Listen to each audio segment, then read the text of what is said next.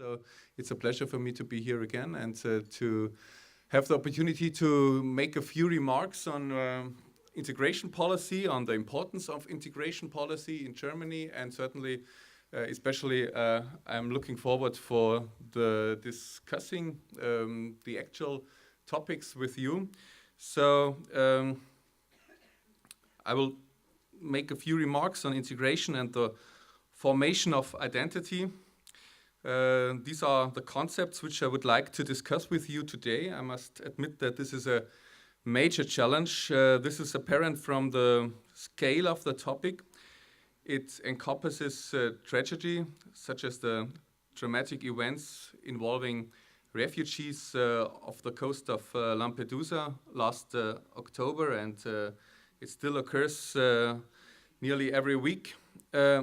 And joyous occasions. The German national football team, as you know, is an example of successful integration, and I will come to it in a moment again. I would like to start by describing some aspects of the political debate about integration and then outline some of the resulting challenges for politicians before concluding with the policy measures adopted in Germany in the last years. Integration versus assimilation. Let me start by explaining what, in my view, integration does not mean and cannot mean. It is not about assimilation. It is not about migrants, their values, their attitudes, their customs, and their lifestyles being subsumed in a German way of life so that no trace of their migration background remains visible. That cannot work, not least because there is no longer one single German way of life. If we look at the reality of life in our local communities, it is obvious that there have been major changes in the recent years. And as I mentioned, I just came from Munich and I'm a Bavarian, and certainly we are quite different from the people here in the north of Germany. And if you travel around Germany, you will make the experience that there is not one German way of life. The Bavarians are in a certain way so-called northern Italians, and the people here in the north of Germany or in the northeast of Germany, they are so-called South Sweden. So in a certain way, there is not one German, and there is not one German way of life. In many ways, life has become more open, more diverse, and more colorful in Germany, and this is a big asset for Germany. Integration and the multicultural society. The idea of the multicultural society, at least in the past, was linked to a concept which, in my view, is not conducive to successful integration. Also, the concept initially sounded appealing in terms of preserving migrants' identities. It's important to remember that the idea of multiculturalism conflicts with real integration because it demands too little from both sides, from migrants themselves and from the society into which they migrate. The result is a parallel existence with no relationship between them, not in a genuine and shared life within our community. And you can even make this experience here in Berlin. If you go to Kreuzberg, there are some streets in which you can conduct your life without only speaking one word of German. All your life is done in Turkish. So I think this is not the role model we want to have. And in the past, there was far too much laissez-faire in multiculturalism. The results of this overly passive immigration policy can be observed in the social flashpoints of our major cities today. But what does integration mean? Integration is a political and social logical term for the social and political inclusion of individuals or groups within the population who have a distinct identity such as ethnicity, religion, or language. This is an abstract definition, but in a sense, it is not abstract at all, for the question which policymakers and governments must address is how integration should be shaped so that it does not lead to assimilation or a multicultural society. So what should be reached? In my view, it should be about fostering a sense of cohesion, a sense of belonging to and belonging in society. But how is this goal to be achieved? First of all, by ensuring that everyone involved is aware that it has to be a two-way process. Integration is not a one-way street. For integration to work, immigrants into Germany must want to feel at home here.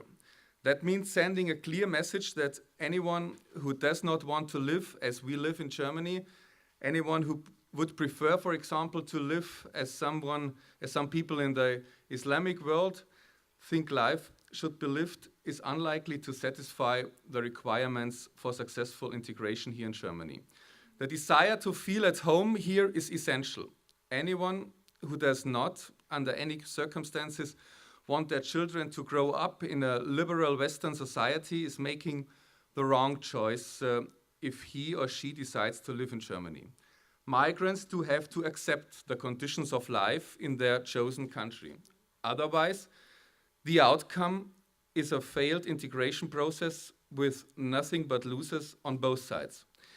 If I were living in a place where I didn't want to live, I would try to change my situation. But it's not a one-way street, as I said, so the reverse also applies. Those who have been living here for some time must be willing to help ensure that the others do not simply exist here, but actually feel at home here. And it's not enough simply to want that to happen. It is also about admitting that the living conditions and the lives of the indigenous population will also change. Ultimately, integration also means equal opportunities and equal social participation.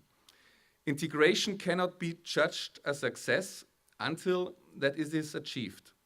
And it is not enough for the equality to be established theoretically. It must be achieved in practice, which means that it must exist in the real world. If policymakers follow these guidelines, it is possible, in my view, to ensure that the migrant's identity is preserved. It may sound somewhat simplistic, but if the goal of unity in diversity is achieved, a fair and equitable balance of interests can be established between immigrants and the host society. For instance, we have the German Islam Conference. Ladies and gentlemen, my comments may sound rather abstract to you at first, so I would like to give you an example to show that politics is not only about theoretical concepts. Politicians are also taking practical steps to progress integration. The example that I have in mind is the German Islam Conference. It was initiated by the prior Interior Minister Dr. Wolfgang Schäuble and was first convened in 2006. It marks the start of a long-term dialogue between the government and the Muslims living in Germany and is intended to promote their integration from both a fair policy and a social policy perspective. The German Islam Conference is, in my view, a good example of successful and sustainable efforts to promote integration. Ladies and gentlemen, I would now like to outline the current immigration trends in Germany before moving on to the practical response from policymakers. Let me say first of all that the overall situation with regard to immigration in Germany is extremely diverse, as the causes of migration are almost as numerous and varied as the countries of origin themselves. Ladies and gentlemen, I don't want to overwhelm you with statistics, so I shall confine myself to a few key data which relate to 2012. As regards the immigration of Union citizens, it is striking that the arrival figures have increased by more than 1/5, with Spain, Greece, and Portugal topping the table here, which is probably due to the efforts of the financial and economic crisis in these countries, and therefore comes as no surprise.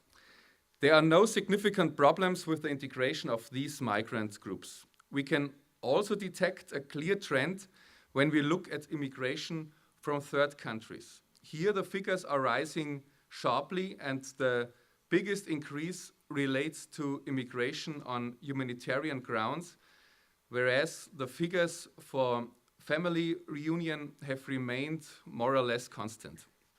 Ladies and gentlemen, I would like to look at this particular reason for immigration in more detail and briefly outline a legal issue which shows how difficult it is for policymakers to respond to identified failures. The European Court of Justice recently ruled that in the context of family reunion, the language requirement for Turkish spouses applying for residence in Germany is illegal. This decision does not promote integration efforts in Germany. On the contrary, the acquisition of language skills is essential for successful integration. Another factor comes into play here. The language requirement also helps to protect women who come to Germany to be with their husbands, for it is the only way to ensure that these women are not being forced into marriage. How can a wife in a foreign country draw attention to her suffering if she does not have even basic language skills? I have described the court's judgment in some detail here in order to show you that the efforts by policymakers and government in Germany sometimes face constraints, and that it is a problem which especially affects women. Ladies and gentlemen, the current trend in the figures for asylum seekers is worrying. In order to give you a clear picture of the situation, I need to give you some statistics. In the first 6 months of 2014, the first 6 months of this year, the Federal Office for Migration and Refugees received more than 77,000 applications for asylum. This is an increase of around 60% compared with the same period last year. Only 11,818 persons were recognized as refugees under the Geneva Convention. The main countries of origins were Syria with with more than 12,000 applications, and Serbia with 9,361 applications. This figure alone has more than doubled compared with the first 2 quarters of 2013. The sharp rise in the number of applications is pushing the public authorities to their limits. Major efforts are needed to process the very large volume of applications. But policymakers are not standing by and watching these developments without taking action. We have already adopted measures to expedite the processing of these large numbers of applications. For example, the German Bundestag recently adopted a decision to declare 3 countries in the Western Balkans, Serbia, Macedonia, and Bosnia-Herzegovina, as safe countries of origin. On the face of it, this may seem like action taken on the back of refugees from these countries. But that is not the case. Applications from these 3 countries are rejected on principle because they do not meet the criteria for the granting of asylum and are therefore groundless. The Bundesrat, the second chamber of the German law-making system, has still to give its consent to these 3 countries' designation as safe countries of origin. But I'm confident that this will take place in autumn this year. This decision will free up resources enabling asylum applications from Syria, for example, to be processed more quickly. I have to mention that 2/3 of all refugees and asylum seekers from Syria who have come to the European Union have come to Germany, and from the start of the cruel and unhumanitarian civil war in Syria, more than 40,000 asylum seekers and refugees from Syria have found a new home here in Germany. And so almost 100% of these applications of Syrians are approved, incidentally. Ladies and gentlemen, I feel it is important to make it clear that policymakers in Germany are not trying to keep all asylum seekers per se out of Germany.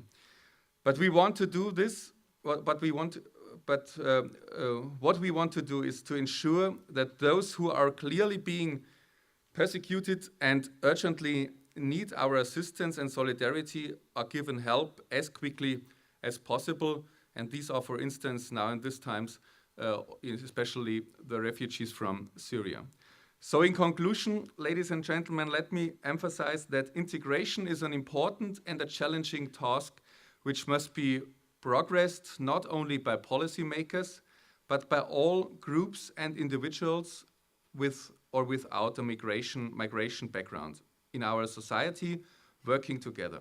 Everyone with a sense of good must address this challenge. Sports clubs have a particularly important role to play in this context, for they give young migrants the opportunity to get to know other young people, and I think there's no other way of integration on a very low level like sports. You don't need to speak perfect German, and you can play together. And this is, I think, the ideal way to meet other persons from other countries and other continents without any barriers. A particularly good example is the German national football team, as I mentioned at the start. Over the last few weeks, they have not only delighted us with their skills on the pitch, many of our top players have a migration background, some from Turkey, some from Poland, and are very good role models for young migrants, for they show that in Germany the door is open for people with migration backgrounds to reach the top in their chosen careers. Ladies and gentlemen, we must manage the integration of migrants successfully. This is an immense challenge, but Germany simply cannot afford to fail. But with more and more people becoming aware of the importance of the migration project in Germany, I'm confident that our efforts to master this Herculean task will be successful. And there is one word of the current government that we want to create a new culture of acceptance and a new culture of welcome here in Germany. And I'm quite optimistic that this track will be successful.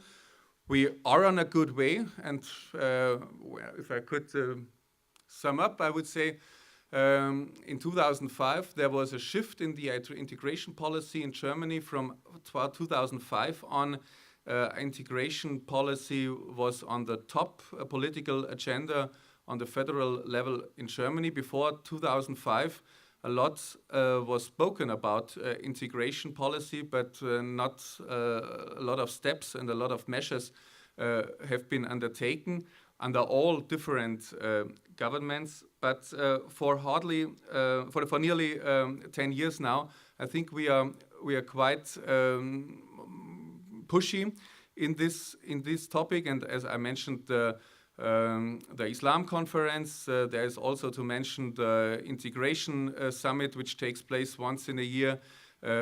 From 2005 on, we have a state secretary in the German government who is responsible for the integration policy.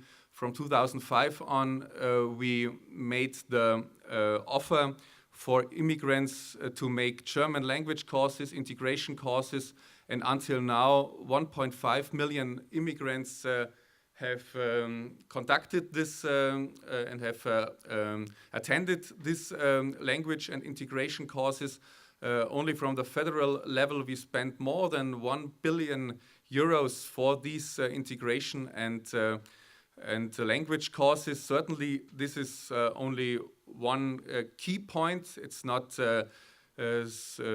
sufficient, but I think on the other levels, on the state level, as I mentioned, we have a federal level here in Germany, and for the integration policy also the 16 states are very important, and certainly the communal authorities have to do a lot. So I think all different political levels in Germany have understood that we must push forward these efforts in integration, certainly in the humanitarian way. I mentioned the large increase of asylum seekers in Germany. We have last year, there was no other country on our globe which had received so many refugees and asylum seekers as Germany. We had even more than the United States of America.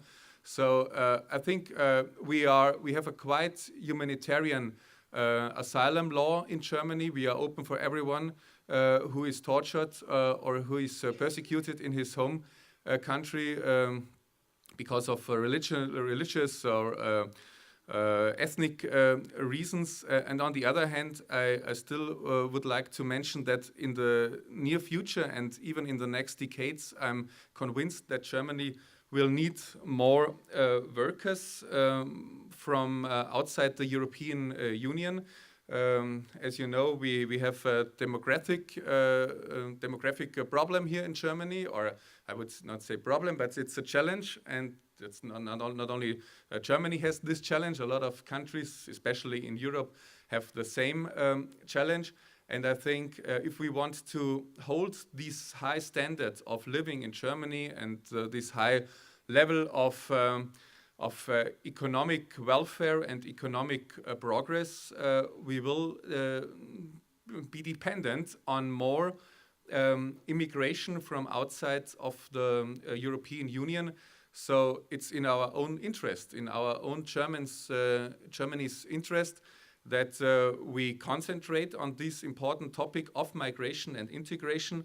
And as I mentioned, I'm quite optimistic that we are on a good way, and in the end, we will be successful. So, sorry, Philip. I'm a student of international relations, and I would like to point out a couple of things that I've noticed during a lecture, because you seem to, in my opinion, consistently contradict yourself with your point about integration versus identity.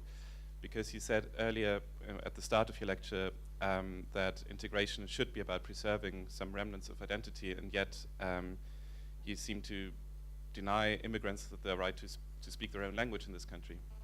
The second point is, and I think that is very strongly connected with the first point, that your view of immigrants seems to be based on a very stereotypical and prejudiced view of particularly Muslim immigrants, when you talked about protecting women, which I believe is very much a minority problem, a problem of a very, very, very small minority of immigrants rather than a generalized problem.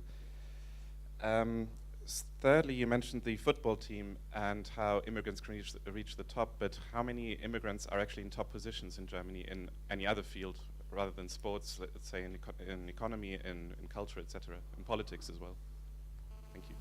Hi, hello, my name is Princess. You talked about the system of immigration in Germany as a system of integration. I would like to, from what he said, I think I would like to make mention of, because I'm from France, and I discovered that the system of immigration, the way France treats immigrants, actually, in France, is the system of assimilation. For instance, if someone is coming, especially most of the immigrants are coming into France, they are actually, most of them are actually graduate from the university, bachelor's degree holder or master's degree holder. But when they come into France, what they have to do is that they have to go through the language system, as you said, first to learn the language. And after that, instead of integrating them into maybe kind of getting a job in their line of qualification, they have to start, it's like they have to start all over from the beginning. They are not recognized, certificates are not recognized. It doesn't matter if they are master degree or PhD or whatever, they have to start from the beginning. It's like kind of changing their career from the beginning because they are not accepted. Mm. When you measure the system of integration as in Germany, I have a reason to kind of look at, try to compare the system of Germany and France together because they are almost the same. I look at this, it's almost like assimilation as well, because even, first of all, the language, which is normal, because when you are going to settle among some people, you have to learn their language as well. But what about the qualification? Because I noticed one thing in Germany that is only artists. Only the artists that are able to succeed in settling down in Germany. From maybe some artists or maybe writers or whatever from the film industry. But as far as any other qualification is concerned, it's almost the same thing. There's no difference between the German system of migrants. acceptance of migrants as well as in France. It's almost the same. It's assimilation. Even though it looks, you might say it's not assimilation because when I said it's not assimilation, it's integration. But from what I've discovered so far along the years, I mean, I discovered that it's assimilation as in France, so there's no difference. Thank you. I do share the views of Philip. He mentioned earlier when you said about the family reunion. I think your views are very much orientalistic about Turkish society, and this problem is very rare problem in Turkey. And you say if they don't learn the language, there will be problems. But what if, as a German, you fell in love with a lady, let's say from South Korea, and she needs to learn German. It will take 1 year, and you cannot get married with her. Is this I mean, this is not normal. I mean, this comment, I don't share your views, and that's what I meant to. I don't want to be understood in the wrong way.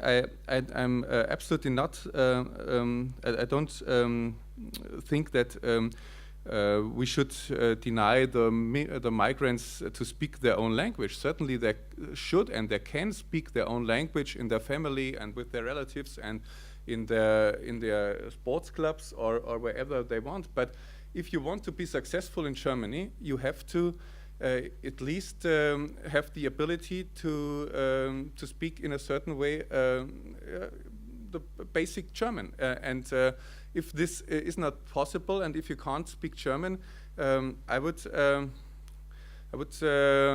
promise you that it will be quite hard to be successful in the German society. It will be difficult to find friends here in Germany. It will be difficult to find a job. And so I think there was a consensus among the policymakers in the German Bundestag, at least in the last two governments, that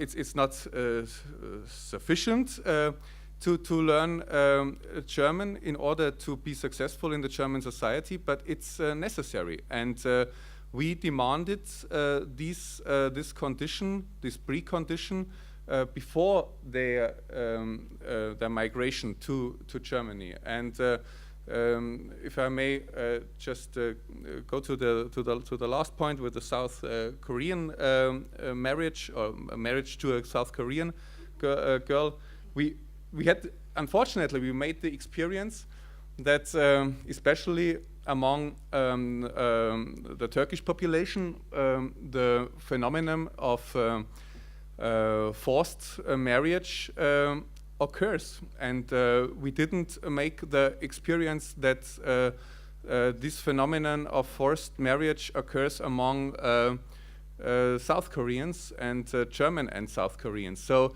I think there is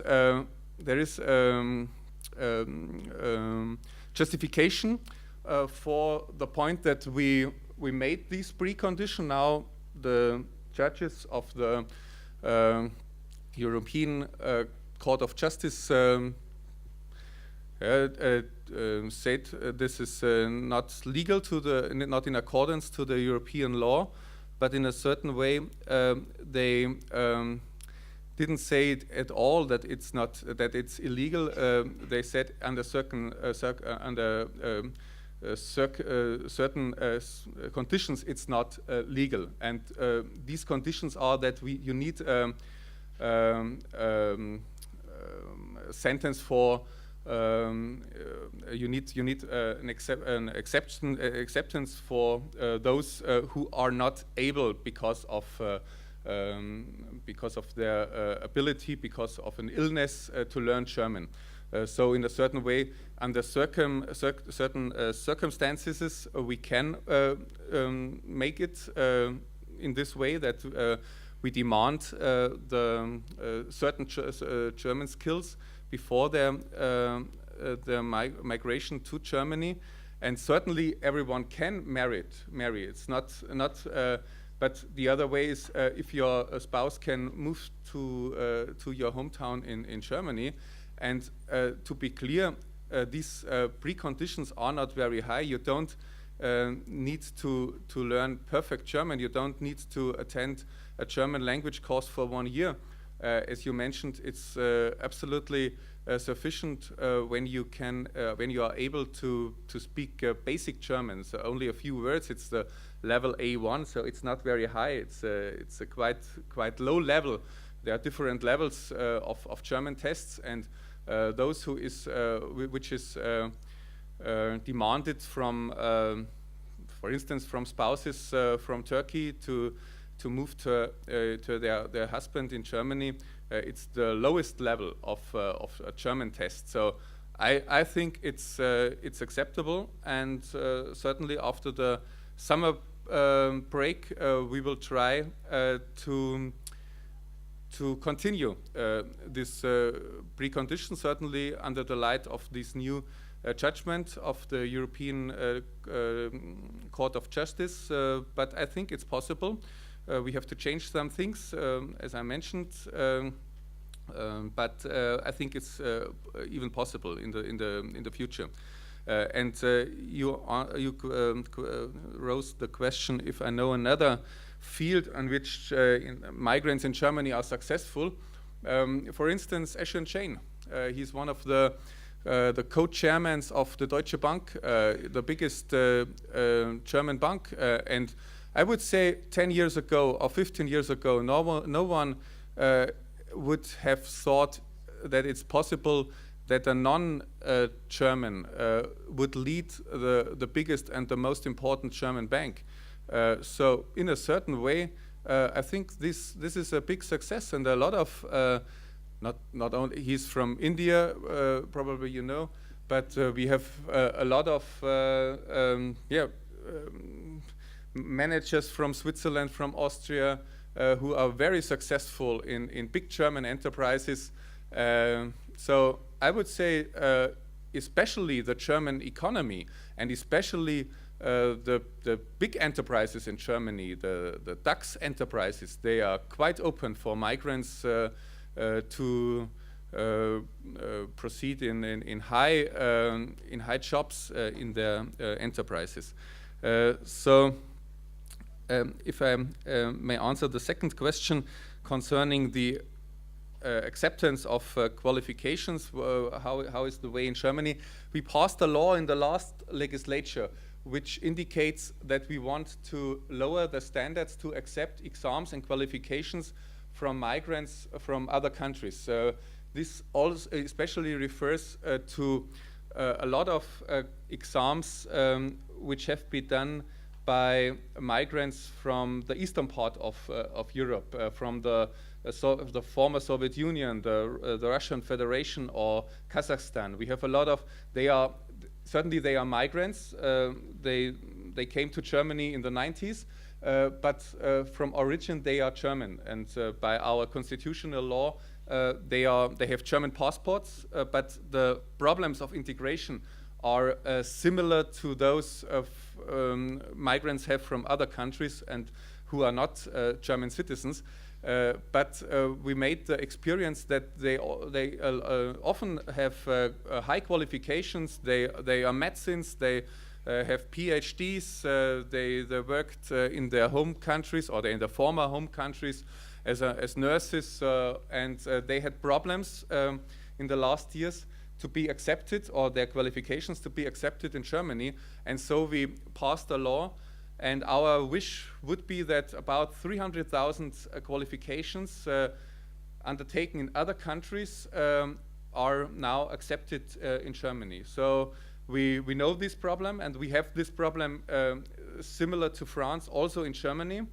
And I think we lowered and decreased these problems in a certain way by this law, which was passed in the last legislature. Hi, Nausicaa from Italy, from Bocconi University. My question is, do you think there is room for a shift of the whole policy on immigration from the level state to the European level state? Because I think that member states are differently affected by this problem. And in my case, my country, Italy, is very, very affected from the immigration problem. There is, I think, first of all, a human responsibility toward people which are dying on a daily basis in our seas. So do you think that since we all know the weight of Germany in the European framework, do you think there is the possibility to make this total shift?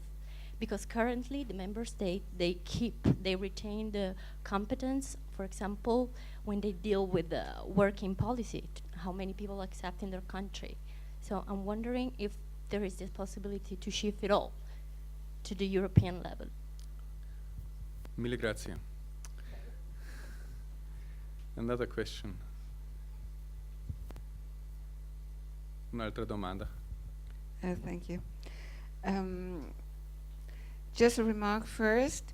When I came to Germany many years ago, I didn't speak a word German. And it was not a problem. I learned it here, okay? On the contrary, a few years ago, a friend of my daughter, who is Turkish, and works here, has been working for years, married a doctor who is a migrant too, highly competent. And this Turkish friend of my daughter wanted to invite her mother from Istanbul to the wedding. It wasn't allowed. So that's very strange, I think. And then you said another point I would like to make. You said Germany takes most refugees. It's not true, just not true. Turkey is taking, I don't know the exact figures, well, I think almost 2 million, I think it's true, refugees from Syria. As far as I know, Germany took 5,000, maybe a little more now, but you can't say that Germany takes the most refugees. It's not true. Sweden takes all, as far as I know, Sweden takes everyone in demand, but not Germany. And then another point I would like to make. What about the asylum demanders, who, especially I think in Bavaria, are put in a sort of, I don't know how I would qualify that, in centers where they don't, where they are not allowed to work, even if they are highly competent, which are far away from cities, and they have no possibility to go to a city which is very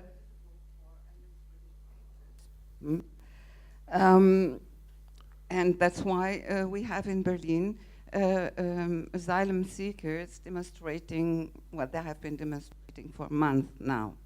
So there are quite a lot of points with which I don't agree at all with you. My name is Iman, and I have one question for you. I would like to know, from a political point of view, please, would you consider the misfortune of countries in the Middle East, such as Syria, a fortune for Germany, taking in consideration 3 points? First one is that Germany needs at least every year 200,000 new immigrants just to keep the welfare and the economic system running. And also that you have mentioned that all the applicants from Syria have been accepted by 100%. So, what would you say about that? Thank you.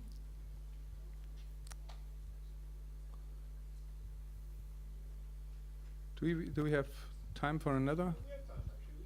I have enough time. Yeah, no problem. Thank you. Hello, my name is Asya Chatovic. I come from Belgrade, Serbia. So, coming from a point that in Germany, the most of refugees do come from Serbia, my question is, from your point of view, how did it influence the German society, and did it aid the development of any sector, maybe the scientific development, since all of the most famous scientists do come from Serbia? Thank you.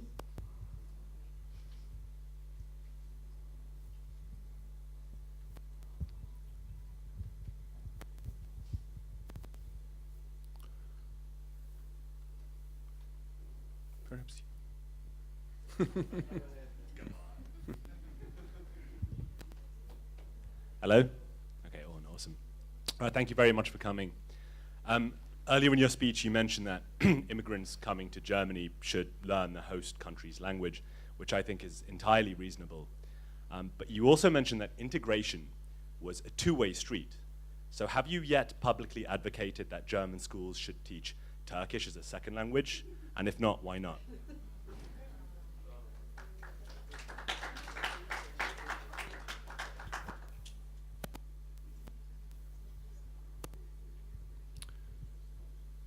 Perhaps we make a break here. First, I'd like to start with a very interesting question: if we should make a shift of the concerning the competence of lawmaking for immigration law from the national level to the European level. I have to line out that in a lot of ways we have the competence already on the European level. We have common standards concerning the asylum procedures, the preconditions or the minimum conditions for taking the asylum seekers in certain homes. So in a lot of ways we have the Dublin 2 and 3 regulation. So in a lot of ways we have integrated European migration and especially asylum law. But to be honest and to be clear, I'm not willing in giving more competences from the national level to the European level, because I think, especially concerning the topic of legal migration, of the migration of workforce, we have to admit that we have not one common European labor market. We have 28 different labor markets, and as I mentioned, we have a lot of migrants now from Portugal, from Spain, from Greece. This is due to the financial and the economic crisis. The area I come from, we have an unemployment rate about 3%, and a lot of enterprises, they are complaining about not finding finding high qualified workers. In my constituency is in the southeast of Bavaria, neighboring Austria. We don't have a problem of too many unemployed persons. We have a problem of less qualified and high skilled workers. So we have different labor markets in Europe, from Reykjavik to Malta, and from Ireland to Romania. So I'm deeply convinced that it would be the wrong way to try to concentrate all the competence for legal migration and for especially for the migration of workforce from outside of the European Union on the European Union. Certainly, I know I was in Lampedusa, I was in Sicily, and I know that Italy is taking a big burden concerning especially the refugees from the North African coast. But on the other hand, we had a lot of problems beginning in the 90s. We had years in which we had more than 400,000 asylum seekers in Germany, and no one helped us. We help Italy. There is a common standard of Frontex, and we provide the German government, the German federal police provides a lot of help to Italy and to Malta to take this burden of the high number of asylum seekers. So we don't leave Italy and the other countries in Southern Europe alone, but I'm deeply convinced it would be the wrong way to concentrate the competence for migration more on the European level. And then certainly you are right. You also can learn German in Germany, and mostly it's better to learn the the mother language in this country in which this mother language is spoken. But on the other hand, I made it clear that our precondition of spouses who wanted to migrate to their husbands to Germany was that we want to make them stronger. Certainly a lot of, though I don't want to generalize, and I don't want to say that every case is the same, but we had these cases in which husbands forced their spouses to marriage. They didn't speak one word of German, so they were completely dependent on their husbands. Certainly there are these cases. You mentioned one in which it's no problem. The spouses come to Germany and they learn German here in Germany. But unfortunately, we have other cases. And I was French. That was okay. the reason why I didn't have a problem. Yeah, and I mentioned, unfortunately, in the past we made the experience that especially migrants from Turkey had sometimes these problems. I don't want to say that all these migrants had those problems, but these cases occurred that sometimes, the spouses came to Germany, they didn't speak one word of German, they weren't allowed to learn German, and I think this is not the right way. So I think the best way would be at least to learn some basic skills of German before you come to Germany. Now we have this new judgment of the Court of Justice, of the European Court of Justice.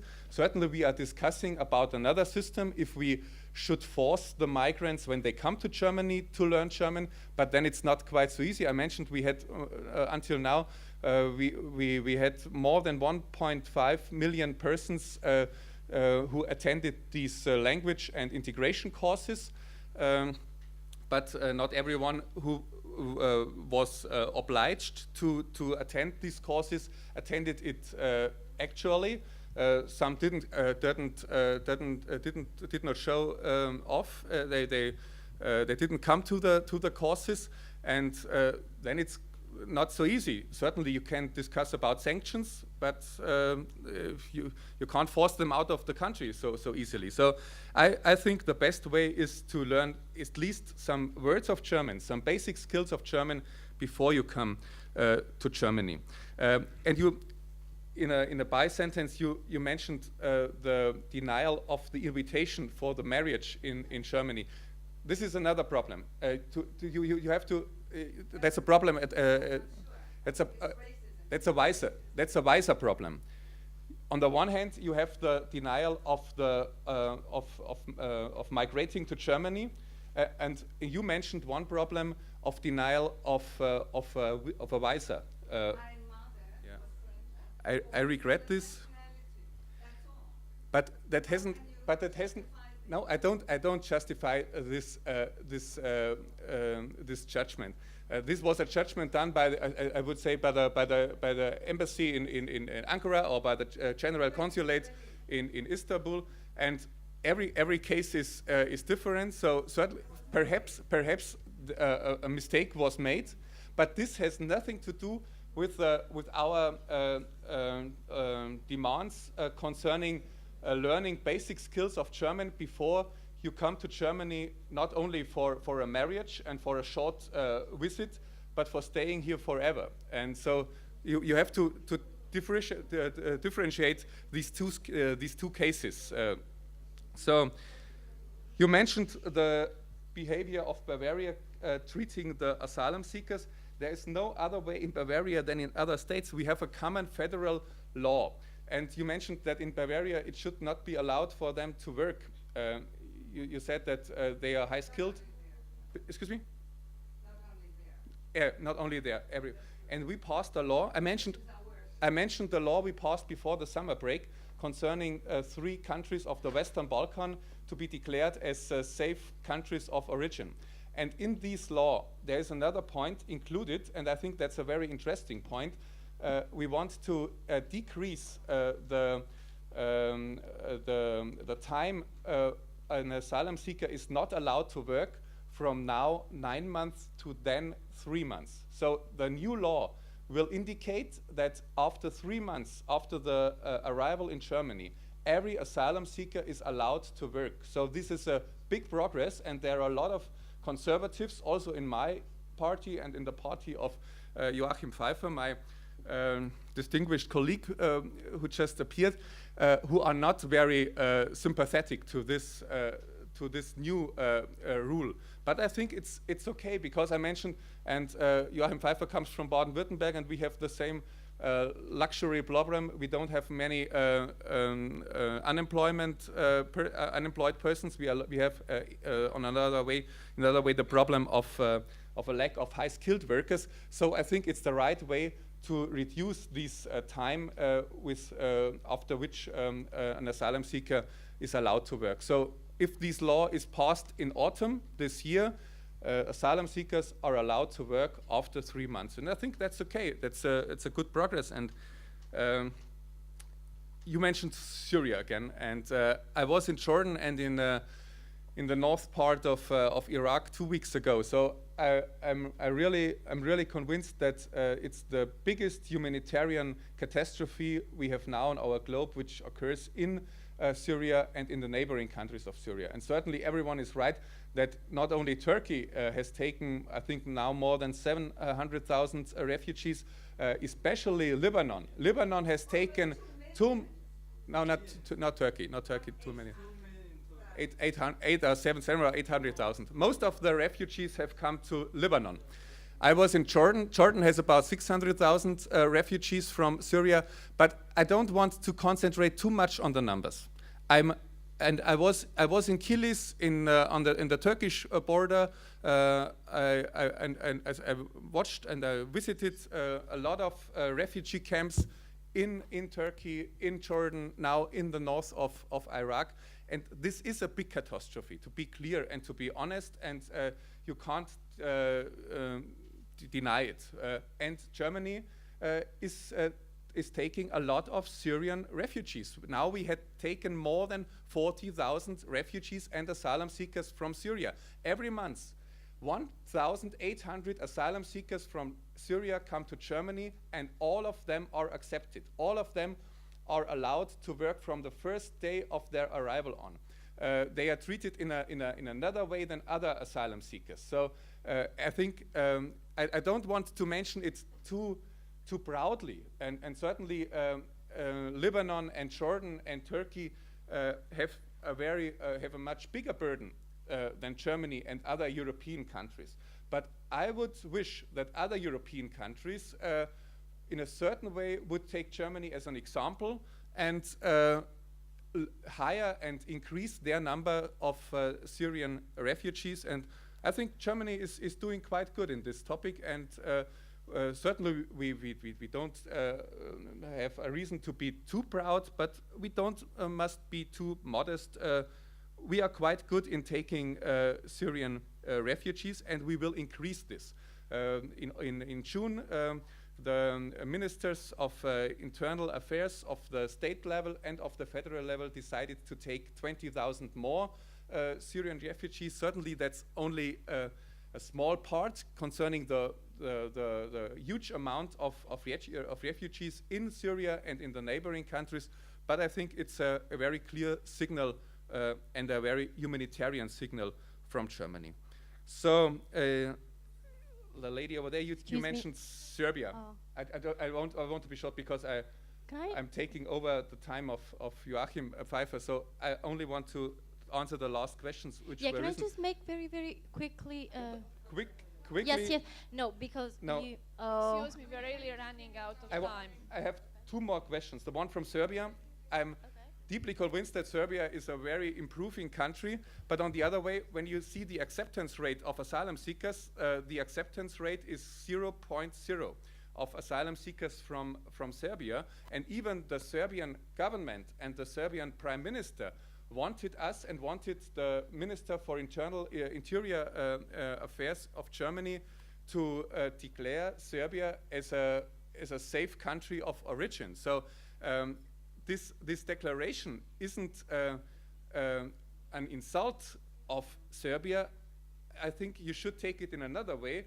it's a clear signal that we have the impression that Serbia is a democratic country. It's a country in which there is no organized torture, in which there is no persecution of any population, of any people. So I think it's not an insult when you declare a country as a safe country of origin. It's I would not say it's an honor, but it's a clear signal that we rely on Serbia, and we think that Serbia is on the right track to the European Union. And the last question was, why I don't promote Turkish as a second language here in Germany. I think we in Bavaria, we have a second language, it's German. First we speak Bavarian, then we speak German, and the third language is English. But to be clear, I think the second language in our times is French or Spanish, and certainly a lot of, I only can speak for Bavaria, but a lot of grammar schools, they offer other languages like Russian or Turkish, so no one should be forced as the second, certainly the first language must be English, and there is at least in Bavaria still a lot of students who choose Latin as a second language, and this is a good basis for other Roman languages like French or like Italian. It's una lingua meravigliosa. So you are very free in Germany to learn this language you want to, and you should not be forced to learn any language absolutely as a second language. So it was very interesting, but I want to take Joachim's time. I know there are still some questions, but thank you very much. It was a very lively and a very interesting discussion, and I wish you all the best here for the symposium and certainly for your stay here in Berlin. Thank you very much.